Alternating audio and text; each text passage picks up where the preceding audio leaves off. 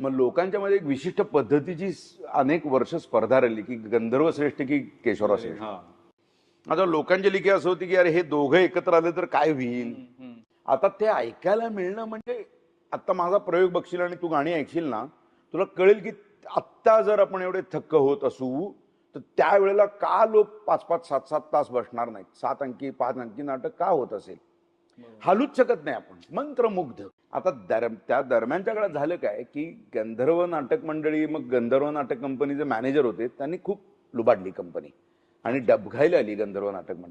परिस्थिती अशी उद्भवली की गंधर्व नाटक कंपनीच्या लोकांना त्यांनी सांगितलं की नारायणराव आत्ता परिस्थिती अशी आहे आणि आहे तर तुम्ही केशवरावांनी जर केला प्रयोग तर सगळं म्हणजे आणि स्वतःहून गेले गंधर्व भेटायला केशवरावांना.